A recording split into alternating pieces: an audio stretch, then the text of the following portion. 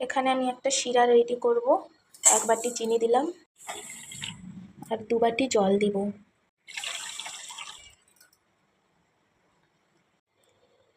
এখানে আমি 1 কিলো দুধের ছানা বানিয়ে নিয়েছি। ছানাটার পুরো জল ঝরে গেছে, এখন এটাকে মেখে নেব। পুরো জল ঝরে গেছে, এখন এটাকে আমি ভালো করে মেখে নেব। জল হয়ে গেছে, এখন শিরাটার ময়লা কাটানোর জন্য আমি 1 চামচ দুধ দিয়ে দিলাম। আমি আরও একটা শিরা বানিয়ে নেব, তার জন্য আর 1 বাটি চিনি দিলাম। আর এখানে দেবো আমি 3 বাটি জল। আমি 3 বাটি জল দিলাম।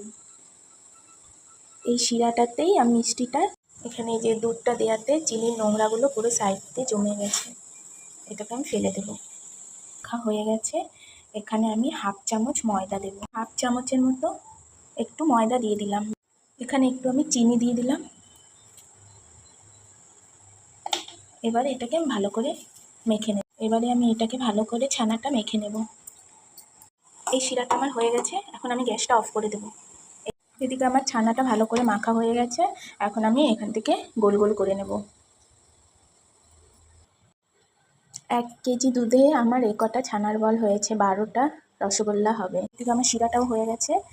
এটা আমি 2টো এলাচ দিয়েছি, এতে এলাচের গুঁড়ো দেওয়া যেতে পারে, আর না চাইলে নাও দেওয়া যেতে পারে। এবার আমি ছানার বলগুলো এক এক করে ছেড়ে দেব।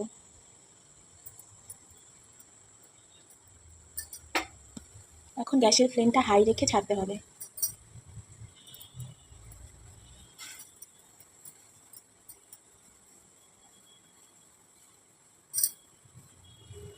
সবগুলো বল আমি ছেড়ে দিচ্ছি।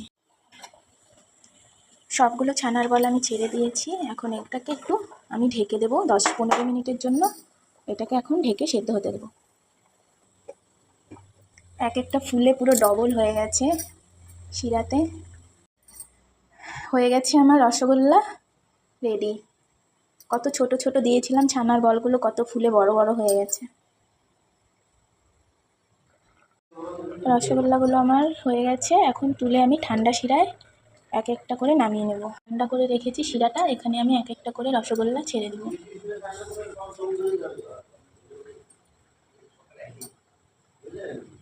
ঠান্ডা শিরায় আমি এখন রসগোল্লাটা কিছুক্ষণ ভিজিয়ে রাখবো।